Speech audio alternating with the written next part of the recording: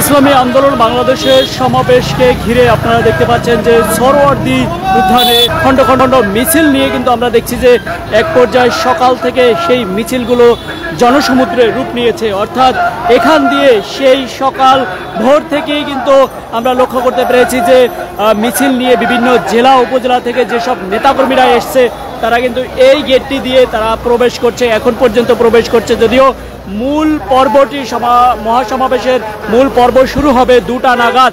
অর্থাৎ প্রথম পর্বে বলা যেতে পারে যে বিভিন্ন জেলা উপজেলা থেকে যেসব নেতাকর্মীরা আগত তারা কিন্তু বক্তব্য দিচ্ছে এবং 2টার পরে কিন্তু চরমোনাই পীর অর্থাৎ সৈয়দ মোহাম্মদ রেজাউল করিম তিনি কিন্তু সভাপতিত্ব করবেন এবং বক্তব্য দেবেন এবং তারা 3 দফায় দাবিতে কিন্তু এই মহাসমাবেশ ডেকেছে বা এই সেই সমাবেশটিও বলা যেতে পারে যে 5 আগস্টের পরে এই প্রথম তাদের সর্বোচ্চ বড় মহাসমাবেশ হতে চলেছে এবং বাধা বিঘ্নতা ছাড়াই এই সমাবেশ হচ্ছে।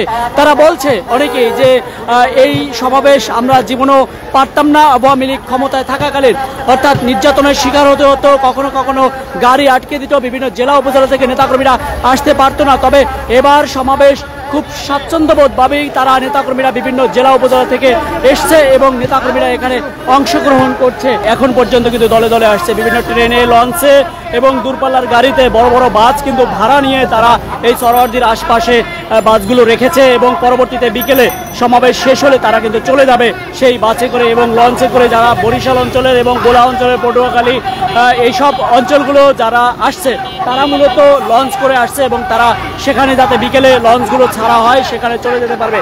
তারা পিআর পদ্ধতির নির্বাচন সংস্কার প্রয়োজন এবং সংবিধান সংস্কার 3টি দাবিতে কিন্তু তারা এই সমাবেশ ডেকেছে। এই মহাসমাবেশকে তারা চরমোনাই পীর বলেছেন যে মহাসমাবেশ এটি গতকাল তিনি পরিদর্শন করতে এসে বলেছেন যে এটি একটি মহাসমাবেশ, একটি জনসমুদ্রের সমাবেশ পরিণত হবে, গণসমাবেশ নয়, জনসমুদ্রের সমাবেশ পরিণত হবে, এমনটা কিন্তু বলছে। এবং সেই মোতাবেকই কিন্তু আজকে আমরা লক্ষ্য করতে পেরেছি যে হাজার হাজার নেতাকর্মীরা বিভিন্ন জেলা উপজেলা থেকে এসছে এবং এখন পর্যন্ত আসতেছে। অর্থাৎ মূল সমাবেশটা কিন্তু আরও পরে হবে, সেই সমাবেশ আরও পরে অর্থাৎ 2টা নাগাদ হওয়ার আগেই কিন্তু আমরা দেখতে পাচ্ছি যে নেতাকর্মীরা এভাবেই কিন্তু দলে দলে যোগ দিচ্ছে সমাবেশ স্থলে। এবং আমরা রয়েছি ইঞ্জিনিয়ার্স ইনস্টিটিউটের সামনে, অর্থাৎ এই গেটটি দিয়েই কিন্তু মূলত প্রবেশ করতে হয়। তবে আমরা দেখছি ঢাকা বিশ্ববিদ্যালয়ের আশপাশে চতুর্পাশে কিন্তু বিভিন্ন জেলা উপজেলা থেকে যে দূরপাল্লার বাসগুলো নিয়ে আসছে তারা কিন্তু সেসব জায়গায় বাসগুলো